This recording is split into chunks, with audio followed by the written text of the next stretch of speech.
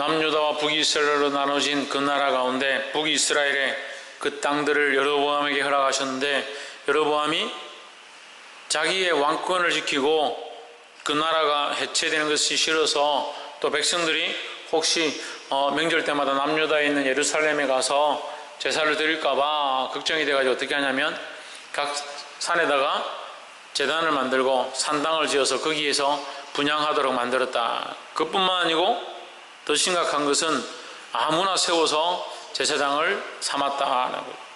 결국 뭘 어겼느냐? 하나님의 법을 어겼다. 그래서 하나님께서 이 이스라엘에 하나님께서 경고하시기 시작합니다. 그래서 내가 이제 이 여로보암과 그 집안을 버리겠다라고 말씀하셨습니다. 그럼 이 말씀을 들은 자들이 회개하고 돌이켜야 되죠. 근데 그렇게 하지 않습니다. 13장 1절에 때에 하나님의 사람은 누구의 말을 해야 합니까? 하나님의 말씀을 해야 되죠. 그러니까 배반은 어디서 오느냐, 변질은 어디서 오느냐, 하나님의 사람이 하나님의 말씀을 하지 않기 시작하면서부터 변질됨이 오고 배반이 일어난다라는 거예요. 우리는 누구나 다 그리스도 안에서 부름을 받은 자다라는 겁니다. 우리는 어떤 말을 해야 되느냐? 하나님의 백성의 말을 해야 된다는 거예요. 하나님께로부터 부름을 받은 자는 하나님 기뻐하신 말들을 할 수 있는 자들이 되어야 합니다. 그래서 오늘 이 말씀에 하나님의 말씀을 따라 끝까지 순종한 자가 있고, 하나님의 말씀을 순종하지 않아서 결국 멸망하게 되는 자의 모습을 여러 가지 이적과 기사로 보여주고 있습니다. 이런 신기한 일들이 일어났다. 동물이 사자가 나귀를 찢지 아니하고 사람만 죽이고 거기서 곁에 있는 이런 일들을, 또 손이 마르는 일들을, 그런 걸 보면서 신기하구나, 그렇게 볼 필요가 없어요. 그런 일이 일어나지 않는다 하더라도 우리가 보아야 될 것은 무엇이냐? 하나님의 말씀을 똑바로 전해야 된다는 거예요. 그러니까 우리에게 맡겨진 일, 우리에게 하나님께서 소명을 주시고 사명을 주시고 우리가 이 시대에 살아야 될 하나님께서 우리를 부르신 목적들이 있는데, 그걸 잊어버린 것, 그리스도인들이 그리스도인의 역할을 잊어버리고 소금된 자들이 소금의 맛을 잃어버리고 빛된 자들이 빛을 잊어버린 것, 그것이 문제라는 거예요. 누가 소금이고 누가 빛입니까? 내가 소금이고 내가 빛이 되어야 된다는 거예요. 내가 그리스도인이고 내가 하나님의 백성이다 라는 겁니다. 김영모 뭐라고? 그래, 네가 그리스도인이지. 우리가 그리스도인이고 우리가 하나님의 백성이다 라는 거예요. 이 사명과 이 소명을 잊지 않기를 주의 이름으로 축복합니다. 하나님의 사람이 여호와의 말씀으로 말미암아, 유다에서부터 말미암아는 그 말씀 때문에라는 거예요. 때문에 하나님의 사람이 여호와의 말씀 때문에, 여호와의 말씀을 주셨기 때문에 그 말씀을 말해야 되기 때문에 이렇게 보면 돼요. 하나님의 사람이 하나님께서 명령하신 무슨 명령이 있었던 거죠. 말씀을 들은 게 있었던 거죠. 그걸 가지고 유다에서부터 어디까지 왔냐? 베델까지 왔다. 남유다에서부터 북이스라엘까지 걸어왔다는 거죠. 찾아왔다는 거죠. 누굴 찾아왔냐? 여로보암 찾아온 거죠. 여로보암이 제단 곁에 서서 분향하는지라 했습니다. 분향해서는 안 될 것을 지금 분향을 하고 있는 거죠. 2절에 하나님의 사람이 단을 향하여 여호와의 말씀으로 외쳐 가로되, 누구의 말씀으로? 여호와의 말씀으로. 결국 지금 이 하나님의 사람은 뭘 하고 있느냐? 여호와의 말씀을 외치고 있다라는 거죠. 그러니까 우리는 어떻게 우리의 자치, 우리의 본연된 우리의 자신의 아이덴티티를 드러내느냐? 자존감을 드러내고, 자존심을 드러내고, 자기 감정을 드러내고, 나는 이런 사람이다, 이렇게 소리를 지름으로 자기 자존감을 드러내는 게 아니다. 우리의 자존감 어디 있느냐? 예수 그리스도로 말미암은 자존감이 있어야 되는 거예요. 왜? 우리는 하나님의 사람이기 때문에 우리의 아이덴티티는 어디에 있어야 되냐? 예수 그리스도 안에 있어야 되는 거죠. 우리는 하나님의 사람이라고요. 우리는 그리스도인이라고요. 우리의 그러면 존재 가치는 어디에 있느냐? 예수 그리스도에게 있는 거죠. 이게 하나님의 사람이 하나님의 말씀을 외쳤기 때문에 이 사람은 하나님의 사람이죠. 하나님의 말씀을 외치지 않고 자기 말을 했다면 이 사람은 이미 하나님의 사람의 자격이 없다라는 거예요. 우리는 세상에서 그리스도인이라 말하면서 그리스도인의 역할을 하고 그리스도인의 말을 하지 않는 게 문제라는 거예요. 하나님 사람이 제단을 향하여 여호와의 말씀으로 외쳐 이르되 제단아 제단아 여호와께서 이와 같이 말씀하시기를 다윗의 집에 요시아라 하는 아들을 낳으리니 그가 내 위에 분향하는 산당 제사장을 내 위에서 제물로 바칠 것이고 찢어 죽이겠다는 거죠. 너희 앞에서 잘못 드리고 있는 이 제사를 드리고 있는 제사장들을 내가 찢어서 제물로 드려버리겠다. 그가 드린 잘못되어진 제사를 더 이상 받지 않고 내가 그들을 죽이겠다 이 말이에요. 또 사람의 뼈를 내 위에서 사르리라 하셨느니라 했습니다. 하나님의 사람이 하나님의 말씀을 똑바로 전해야 될 뿐만 아니라 지금 그가 말하고 있는 것은 뭐냐? 하나님의 사람이라고 하는 사람들이 그 제단 위에 올라와서 하나님이 말씀하지 않은 잘못된 율법을 어겨가면서 자기들을 원하는 자기들이 하고 싶은 제사를 하나님 앞에 드리고 있다는 거죠. 하나님의 사람이 하나님의 말씀을 말하지 않는 것도 문제고 하나님의 사람이라고 부름을 받은 자들이 똑바로 예배하지 않는 것도 문제다는 거죠. 그러니까 지금 하나님의 사람이라고 기록된 이 사람이 하나님 말씀을 외치고 있는데 하나님 말씀을 외치니까 지금 하나님의 사람 똑바로 하고 있는 거죠. 하나님 말씀을 외치고 있습니다. 뭘 지적하고 있느냐? 너희가 드리는 제사가 잘못되었다. 그래서 너희가 계속 이렇게 제사를 한다면 그 제사 드리는 그 제사장들을 오히려 그 제단에서 태워버리겠다, 죽여버리겠다 이 말이에요. 하나님 받지 않는 제사를 왜 하느냐는 거죠. 우리가 두려워해야 되는 거예요. 우리가 하나님 받으실 만한 예배를 똑바로 드리지 못하면 죽음을 각오하는 마음으로 두려워해야 되는 겁니다. 다시 말하면요, 죽음을 각오하고 예배해야 된다는 거예요. 죽으려고 예배하란 말이 아니라 내 목숨을 내어놓는 만큼 예배해야 된다. 그걸 어떻게 그렇게 말하면 목사님 너무 무섭잖아요. 우리가 뭐라고 합니까? 하나님을 사랑할 때 어떻게 한다고? 마음을 다하고 목숨을 다하고 힘을 다하고 뜻을 다하여 예배한다 했잖아요. 하나님을 사랑하는데 어떻게 하냐? 마음을 다하고 힘을 다하고 뜻을 다하고 목숨을 다한다고 하잖아요. 그럼 하나님 앞에 예배하는 것은 우리의 무엇을 내어놓는 만큼 예배해야 된다. 우리의 목숨을 내어놓는 만큼 예배해야 되는 거예요. 그만큼 정성이 있어야 하고 그만큼 진실해야 하고 그만큼 우리의 본연의 가치 자체를 드러내는 것이다라는 거죠. 그런데 우리가 실제로 그러느냐? 별로 안 그렇죠. 심지어는 예배를 인도하는 자, 예배를 맡은 자들조차도 이번 주는 어떻게 지나갈까? 그냥 이번에 어떻게 한번 드릴까? 그러한 모습들을 마치죠. 그러니까 맡은 자들이 충성되지 못한 거예요. 우리는 하나님의 사람입니다. 하나님의 사람으로 하나님께서 맡겨주신 일들에 충성해야 된다는 거예요. 하나님의 사람은 하나님의 말씀을 똑바로 전해야 하고 하나님의 제사를 맡은 자들은 이 제사를 충성되게 하나님 드려야 하고 할렐루야.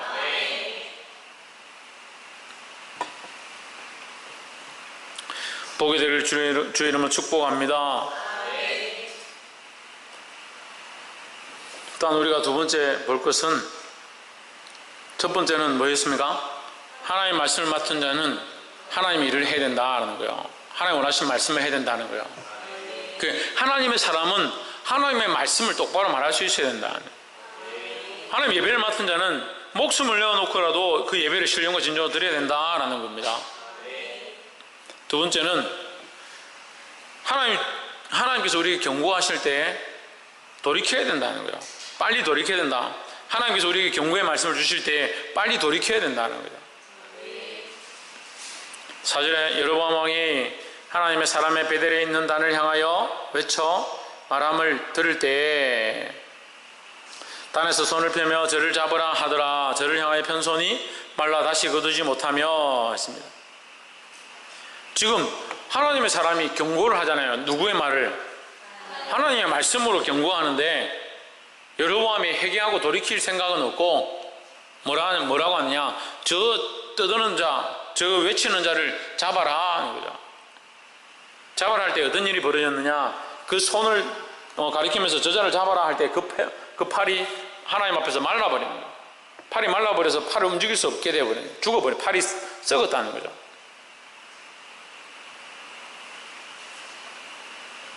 오절에 하나님의 사람의 여호와의 말씀으로 보인 예조대로 단이 갈라지며 재가 단에서 쏟아진지라 하십니다. 그가 예언한 대로, 그 하나님의 사람이 예언한 대로 그 단이 갈라져 버렸다. 단이 갈라지고 그 위에서 제사를 드렸으니까 분향단이 있었는데 분향단에 그 재가 다 쏟아져 버렸다. 6절에 왕이 하나님의 사람에게 말하여 이르되 청컨대 너는 나를 위하여 내 하나님 여호와께 은혜를 구하여 내 손으로 다시 성하게 기도하라. 하나님의 사람이 여호와께 은혜를 구하니 왕의 손이 다시 성하여 전과 같이 되니라 했습니다. 놀라운 일이 일어났죠. 그 왕의 손이 말라버렸습니다. 저주하던 손이. 근데 그 사람에게 부탁해서 다시 좀 낫게 해달라, 나를 좀 살려달라 이렇게 하니까 그 사람이 하나님 앞에 기도했는데 기도하고 나니까 이 손이 다시 회복되었다는 거예요. 회복해 하셨습니다. 자, 보십시오. 우리는 하나님을 심판의 하나님이다. 팔이 말랐으니까, 재단이 깨어졌으니까 하나님 심판의 하나님이다.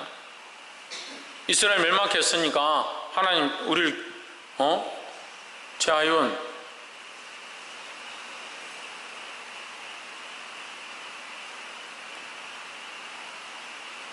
손을 손과 팔을 마르게 하시고 재단을 깨시고 경고하시고 이렇게 하니까 하나님 심판의 하나님이구나.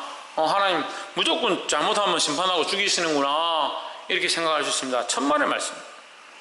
하나님 여로보암에게 분명히 경고하셨습니다. 경고하신 것뿐만 아니고 그를 세우기 이전에 그가 농사를 짓고 있을 때 평범한 사람으로 있을 때 그를 내가 세우겠다 약속하시면서 네가 다윗의 길로 그 율법과 율례를 지켜나가면 너의 자손이 평안할 것이고 왕의 위를 계속 이어갈 것이다 이렇게 약속해 주셨습니다. 거기에 뭐가 들어있습니까? 경고가 들어있는 겁니다. 하나님 경고하셨죠. 또 여로보암에게 다시 경고하셨죠. 또 하나님의 사람을 보내서 또 경고하셨죠. 손이 말랐습니다. 그건 경고입니다. 그게 심판이 아니에요. 경고예요. 또 재단이 갈라졌습니다. 경고입니다. 그걸 다시 회복해 되었습니다. 그것 또한 경고요. 그럼 계속 왜 경고를 하십니까? 경고를 하는 것은 우리가 듣기에 너 그렇게 하면 혼난다? 이렇게 하면 그것이 별로 듣기 안 좋은 말로 우리에게 자꾸 위협하는구나. 김용모 정신 차려라 뭐 이렇게 얘기하면 기분이 안 좋다. 왜 나에게 자꾸 이렇게 뭐라 하느냐 이렇게 듣습니다. 하지만 여러분 잘 생각해 보십시오. 이 경고는요 하나님의 뭐가 묻어 있습니까? 사랑이 묻어 있는 겁니다. 하나님이 심판을 원하시고 심판이 목적이면 경고할 필요가 뭐 있겠습니까? 그냥 범죄함이 있고 죄의 지음이 있을 때 하나님 바로 멸망시키고 바로 죽이면 끝나죠. 그런데 그렇지 않다는 거죠.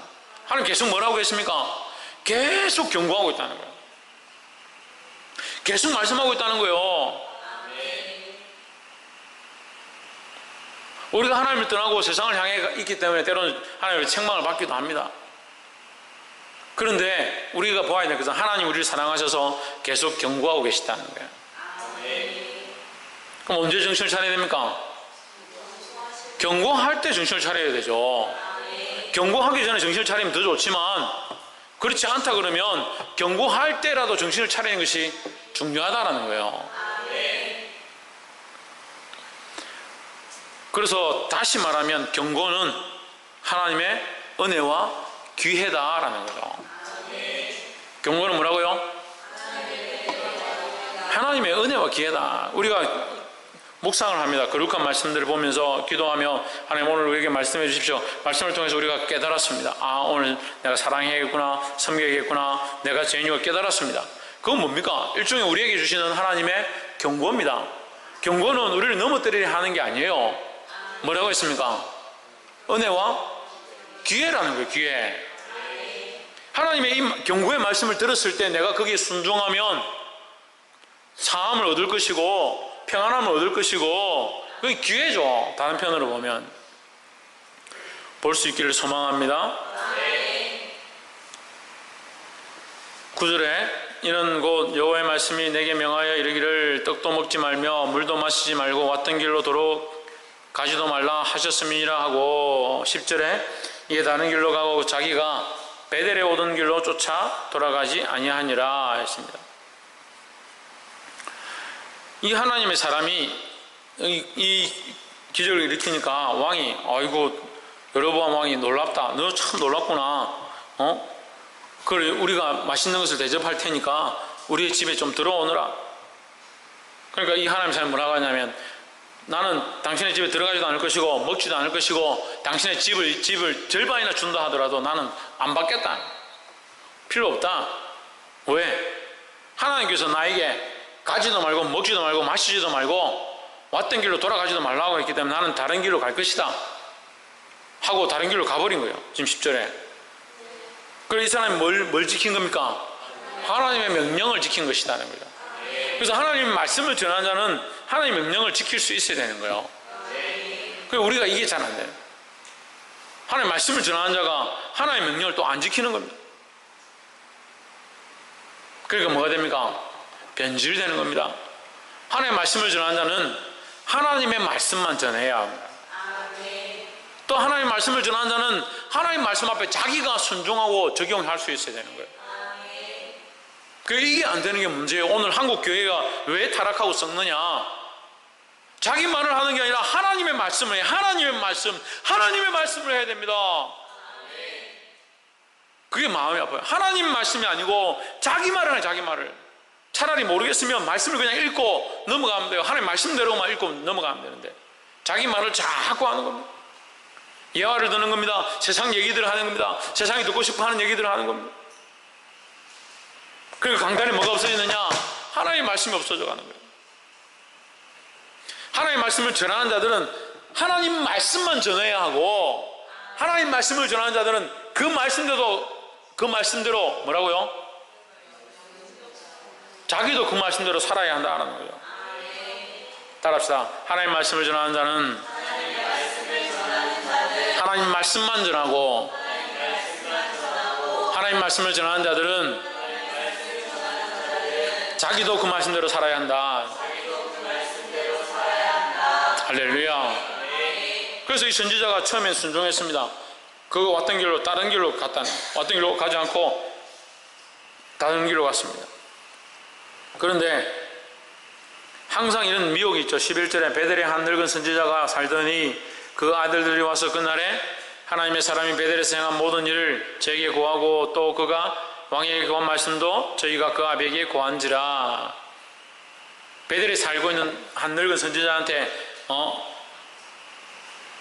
아들들이 쫓아와가지고 지금 우리가 보니까 어떤 사람이 와가지고 왕에게 책망하면서 하나님이 경고하셨다라고 막 얘기를 하는데 단이 갈라지고 재가 쏟아지고 왕의 손이 마르는 그런 것들을 봤다고 막 얘기하니까 이 선지자가 늙은 선지자가 나귀를 준비하라 해가 나귀를 타고 빨리 쫓아갑니다.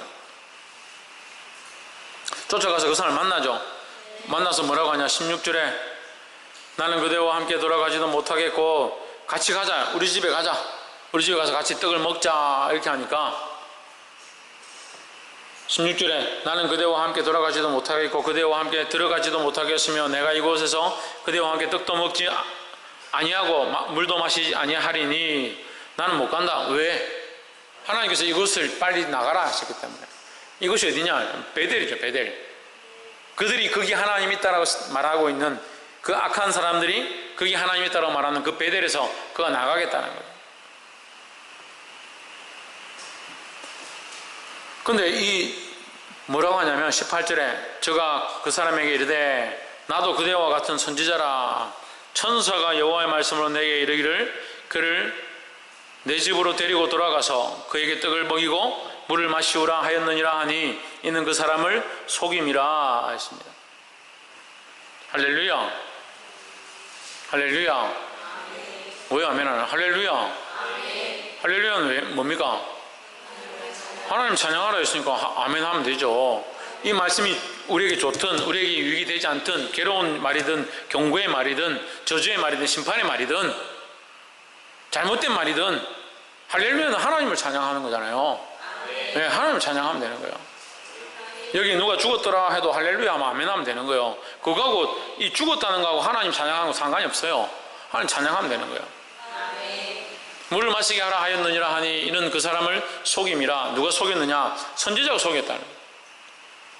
다시 말하면 하나님의 사람이 하나님의 사람을 속였다는 거예요.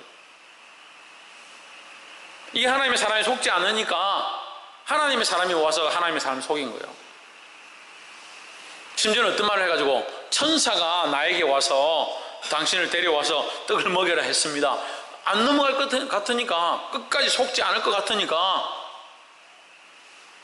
천사가 와서 나에게 하나님의 말씀으로 내게 말하기를 당신을 데려와서 떡을 먹으라 했다. 그래서 속고 안심하고 가서 먹어버린 거예요. 뭐가 필요합니까 이게? 분별이 필요한 겁니다. 분별이. 그래서 우리에게 믿음이 없어서 문제가 아니고 우리에게 뭐가 있어야 된다? 두 가지 있어야 된다 했죠? 뭐가 있어야 된다 했습니까? 구별과 분별이. 할렐루야. 우리 원영이 잘 알고 있는데 구별과 분별이 돼. 구별되어야 돼. 세상과 구별되어야 합니다. 세상과 구별되어야 하고, 이것이 거룩한가 거룩하지 않은가, 이것이 옳은 것인가 옳지 않은 것인가. 똑같이 먹는다고 해서 다 거룩한 게 아니에요. 똑같이 먹지 않는다고 해서 거룩한 게 아니에요. 예수님이 먹을 수 없어서 안 먹은 게 아닙니다. 예수님이 능력이 없어서 이 돌들을 떡으로 만들지 않은 게 아닙니다. 예수님에게 먹을 수 있는 능력도 있고 먹지 않을 능력도 있었습니다. 그에게 그런 권한이 있지만 이것이 이렇게 하는 것이 옳지 않았기 때문에 예수님 뭐라고 하십니까? 하나님의 말씀으로 살 것이다. 예수님이 이기는 방법은 말씀이었다는 거죠. 그래서 우리는 뭐로 분별하느냐? 말씀으로 분별하는 거예요. 먹느냐 먹지 않느냐 중요한 게 아니에요.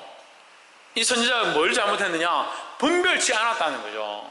그냥 옳게 여기고 그렇게 말하니까 그게 옳은 줄 알고 쫓아간, 그것이 분별치 않은 사람의 모습이라는 거예요. 우리는 뭘 해야 된다? 분별해야 된다. 왜? 우리는 구별된 사람들이기 때문에, 하나님의 사람으로 세상과 구별된 사람이기 때문에 속지 아니하도록, 죄에 빠지지 아니하도록, 세상과 타협하지 않도록 분별해야 할 수 있어야 되는 겁니다. 아멘. 할렐루야.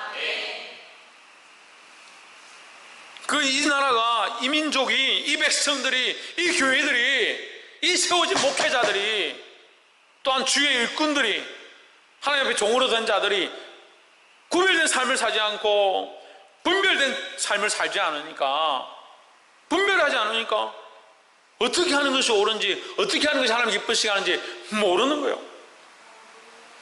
그래서 처음에는 하나님의 영광으로, 하나님 앞에 충성함으로 자기 재산을 내어놓고, 인생을 내어놓고, 육체를 내어놓고, 헌신하고 봉사하고 교회를 섬기고 일하다가 마지막에 가서 타협해가지고 멸망으로 가는 사람들이 수없이 있다는 거예요.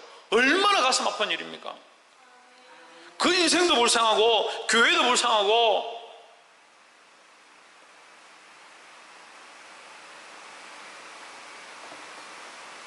날마다 깨어서 분별하기를 주 이름으로 축복합니다. 그 타락한 사람들 보면 바람 피고 악한 일들 하고 해서는 안 될 짓들 하는 사람들 보면, 처음부터 그 사람들이 처음 자기들 목회 시작할 때 또는 교회 중성한 일을 할 때부터 난 타락해야지, 나는 바람 피워야지, 나는 돈을 횡령해야지, 그렇게 하고 있겠습니까? 조금씩 타협하고, 아이고 뭐 이거 내가 돈 다 쓰겠다는 것도 아니고 잠깐 급하니까 좀 갖다 쓰고 나중에 갖다 넣어야지, 그렇게 하다 보니까 점점 속아서 자기 다 빼앗겨버리는 거예요. 그러니까 우리가 처음 마음을 잘 잡는 게 중요하다는 거예요. 조금씩 타협하기 시작하면, 따라합시다. 옆에 사람 보시죠. 조금씩 타협하면 끝이 없다. 끝이 없으니까 어떻게 됩니까? 멸망으로 가는 거예요. 결국 속고 같이 먹고 마시고 자고 나서 그가 떠납니다. 떠나는데 길에 누가 나타나냐? 사자가 나타났다. 하나님의 사자가 아니고요, 어흥 우는 사자가 나타났다. 24절에 이에 그 사람이 가더니 사자가 길에서 저를 만나 죽임에 그 시체가 길에 버림받으니 나귀는 그 곁에 섰고 사자도 그 시체 곁에 섰더라 했습니다. 여기 놀라운 좀 신기한 장면이 나옵니다. 사자가 이 사람을 물어서 죽였는데, 물어서 죽인 이유가 있을 거 아니에요. 짐승은요, 먹지 않기 위해서 사람을 공격하거나 동물을 공격하는 일이 없습니다. 지금 사자가 사람을 공격해서 먹어야 되잖아요. 그래서 사자가 사람을 공격했는데 먹지도 않습니다. 그럼 사람을 공격했으면 나귀는 어떻게 됩니까? 도망을 가야 되는데 나귀는 도망가지 않고 사람 옆에 떡 앉아 있습니다. 사람은 그 자리에 시체로 죽어 있습니다. 사자도 도망가지 않고 그 옆에 있습니다. 사람도 잡아먹지 않고 나귀도 잡아먹지 않고 그대로 있습니다. 뭘 말합니까? 뭘 말합니까? 여러분 잘 보십시오. 여러분 잘 보세요. 형모 오빠 잘 보세요.